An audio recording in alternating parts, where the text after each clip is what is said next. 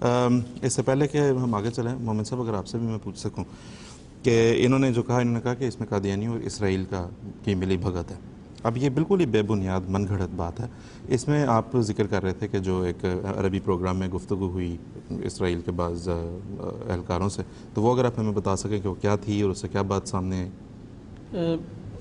پچھلے دنوں مصر میں جماعت کے خلاف بڑا ہنگامہ ہوا اور بعض احمدیوں کو گرفتار بھی کیا گیا، اور ابھی بھی وہاں پہ ہمارے خلاف ایک اخباری مہم چل رہی ہے، بلکہ ٹی وی پہ بھی. تو اس کے رد میں ہمارے دوست محمد شریف عودہ صاحب نے کوابیر حیفا شہر جو اسرائیلی علاقے میں ہے، وہاں پہ اس کے نواح میں ایک بستی تھی جو حیفا شہر کا حصہ ہی بن چکی ہے. وہاں ہماری جماعت کا سن 28 سے مرکز ہے.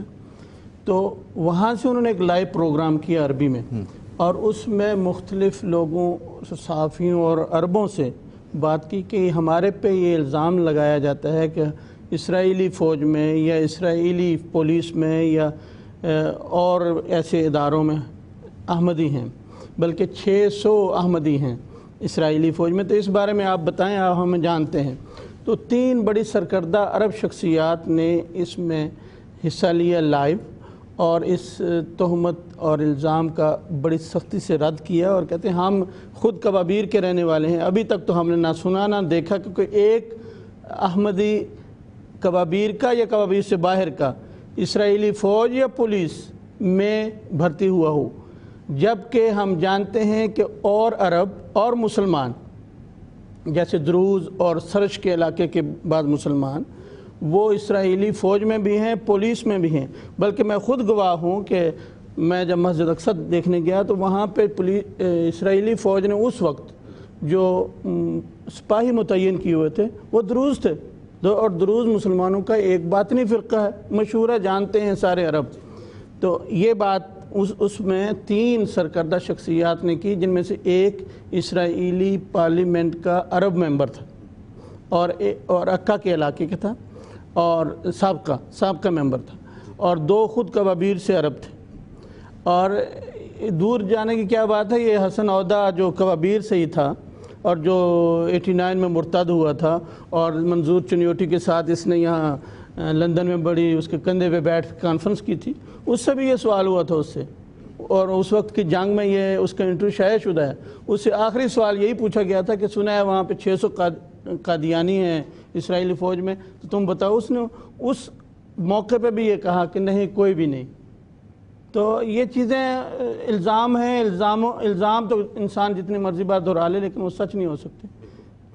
اور پھر یہ کہ جو فلسطین کے معاملے میں حضرت شریف اللہ خان صاحب رضی اللہ تعالیٰ عنہ نے جس طرح امت مسلمہ کا نمائندہ بن کے وہ بات کی ہے جو کہ اس وقت سب سے زیادہ فلسطین اور امت کے مفاد میں تھی، وہ بھی تاریخ سے ظاہر ہے یہ جتنا مرضی مسخ کرنے کی کوشش کر لیں اسے مٹایا نہیں جا سکتا. عرب اخبار میں اس وقت بھی لکھا گیا تھا، اور ابھی تک ان اخباروں کے تراشے ہمارے پاس موجود ہیں کہ جب چودھری صاحب مسئلہ فلسطین پہ امم متحدہ میں تقریر کرنے کے بعد، اقوام متحدہ میں تقریر کرنے کے بعد اپنے ڈائس پہ واپس آئے، تو عرب نمائندے بھاگ کے آپ کے پاس گئے اور آپ کا ہاتھ چوما اور کہا کہ اس طرح کا دفاع کسی اور نے نہیں کیا، حالانکہ ہم عرب ہیں پر تم غیر عربی ہو کے فلسطین کے قضیے کا اتنا دفاع کر گئے ہو. بلکہ بعض نے کہا کہ مسئلہ فلسطین کا ظفر اللہ خان ہیرو ہے، یہ لکھے ہوئے موجود ہیں. آج یہ تاریخ کو مسخ کر لیں تو. اور پھر حضرت مصطفیٰ موعود رضی اللہ تعالیٰ عنہ کا نصیر کونسا جو ڈائریکٹیو تھا فلسطین کے لوگوں اور آج بھی اس پہ وہ بھی جب یہ استعماری طاقتیں فلسطین کو تقسیم کر کے اسرائیل بنانا چاہتی تھیں، اس وقت حضرت خلیفہ ثانی نے 2 کتابچے تیار کیے. ایک کا نام الکفر ملت واحدہ تھا، اور سارے عالم اسلام اور عالم عرب میں پھیلائے اور فرمایا کہ یہ بہت خطرناک منصوبہ ہے. خطرہ بیت المقدس کو نہیں بلکہ مدینہ اور منورہ کا ہے، کیونکہ دشمن یہاں ان نبی کریم صلی اللہ علیہ وسلم اور اسلام کے ان مقدس مقامات کے قریب آ کے بیٹھ کے اسلام کو نقصان پہنچانا چاہتا ہے. اور آپ نے یہ بھی فرمایا کہ مسلمان حکومتوں کو فلسطینیوں کی مدد کرنی چاہیے. جی بالکل بالکل. جی ٹھیک. کیا اسرائیل کے ایجنٹ اس طرح کی باتیں کر سکتے ہیں؟ بالکل. اور دوسرا یہ مومن صاحب، جب یہ اعتراض ان کا میری نظر سے گزرا تو ویسے تو خیر بیچارے مطلب ان کی کوئی بات کی وقت ہے نہیں، ان کو خود بھی پتہ ہے پاکستان میں بھی ان کا اخبار، ان کی رپورٹنگ جس طرح بھی مجیب الرحمان صاحب بتا رہے تھے کسی سے ڈھکی چھپی نہیں ہے.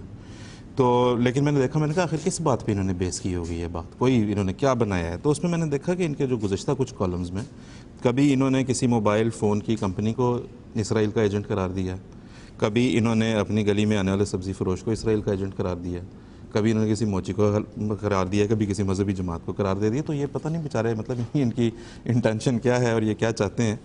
تو جی نصیر صاحب جی دلچسپ سی بات ہے جی یہ جو آپ نے ایک بات اس میں کی نا کہ انگریزوں کے ایجنٹ ہیں یا عیسائیوں کے ایجنٹ ہیں، آئے دن اعتراض کرتے رہتے ہیں.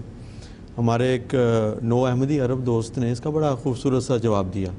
وہ ایک مولوی کے پاس گئے اور اس کو تو وہ مولوی صاحب ان سے کہنے لگے تم انگریزوں کے ایجنٹ ہو، تم عیسائیوں کے ایجنٹ ہو. اب یہ بالکل نئے احمدی ہوئے زیادہ کوئی تاریخی حقائق کا اور تفصیلات کا ان کے پاس تو علم نہیں تھا. وہ مولوی صاحب کہنے لگے مولوی صاحب آپ یہ بتائیں عیسیٰ علیہ السلام کہاں ہیں؟ تو مولوی اوپر کی طرف انگلی کر کے لگا کہ آسمان پر. تو یہ کہنے لگے کہ حضرت صلی اللہ علیہ وسلم کہاں ہیں؟ کہنے لگے کہ وہ زمین میں دفن ہے. تو پھر انہوں نے پوچھا کہ آپ یہ بتائیں کہ یہ عیسائیوں کا کیا خیال ہے کہ عیسیٰ علیہ السلام کہاں ہیں؟ کہنے لگے وہ اوپر ہے. عیسائیوں کا یہی عقیدہ ہے کہ عیسیٰ علیہ السلام زندہ آسمان پر ہیں. تو یہ ہمارے نو احمدی عرب کہنے لگے کہ یہ بتاؤ کہ اس عقیدے کے ساتھ عیسائیوں کا ایجنٹ تم ہو کہ میں تو یہ کہہ رہا ہوں کہ محمد مصطفیٰ صلی اللہ علیہ وسلم اپنے فاضہ روحانی کے لحاظ سے زندہ رسول ہیں اور غیرت کی جا ہے عیسیٰ زندہ ہو آسمان پر مدفون ہو زمین میں شاہ جہاں ہمارا. تو تمہارے عقائد جو ہیں وہ عیسائیوں کو تقویت دے رہے ہیں، الزام مجھے دے رہے ہو کہ میں عیسائیوں کا ایجنٹ ہوں. بالکل، بہت بہت شکریہ، جزاک اللہ. اس سے پہلے